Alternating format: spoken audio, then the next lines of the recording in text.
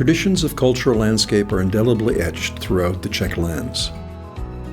Many of these traditions reflect a respect for and love of landscape and nature, with strong bonds between their dense village cores surrounded by productive farms and forests.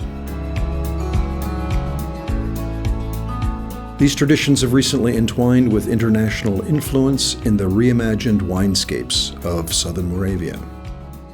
Terroir, the character of land expressed in wine, offers an experiential connection between us and the homeland of wine. Our senses build this relationship by connecting us with vivid memories of these places reignited through the pleasures of wine. In the past decade, new expressions of Moravian landscape are emerging with the development of wineries surrounded by the vineyard landscape. This trend contrasts the long-standing tradition of vineyards and wineries being separated, where once the vineyards only reflected the open landscape and wineries of the village. There is a new growth for wineries to be an integral component of the winemaking landscape.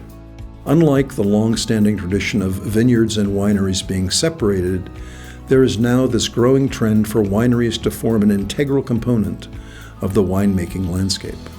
Enjoy this journey of 3 examples where these new expressions of Moravian landscape are offering visitors opportunities to bond with the environment, the architecture, and the wine of that place.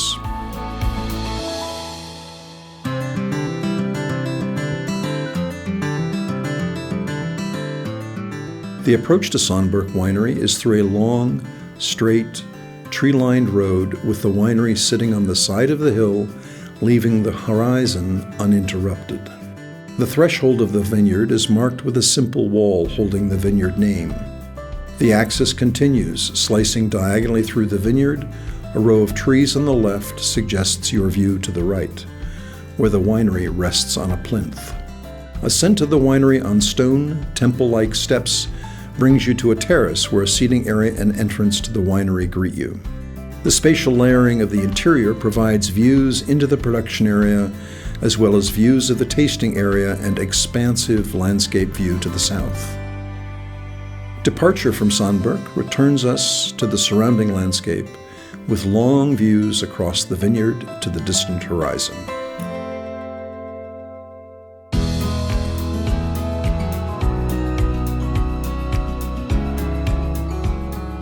The processional arrival at Lhofer is a carefully choreographed sequence.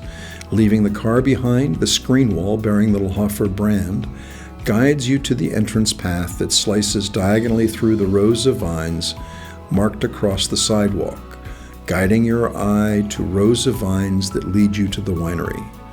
Alternating rows of vines are extended into the building to form transverse arches. The arched entrance is revealed upon entering a piazza. The interior retail and tasting area repeat the arched extensions of the vineyard, connecting the building interior and exterior with equal rhythm. The south-facing interior offices and tasting space is bathed with light, and the arches create framed views through the rows of vines. The ceiling is abstractly painted with washes of colors taken from the soil, simulating an underground wine cellar. The exterior of the tasting area and offices create a molded landscape form, leading you to a panoramic view of the surrounding landscape.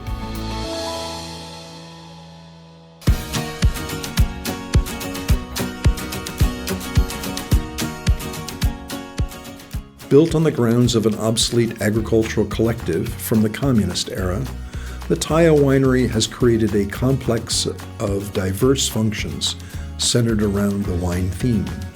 With restaurant, hotel, and apartments, the campus offers visitors the opportunity to immerse in the winescape of Southern Moravia.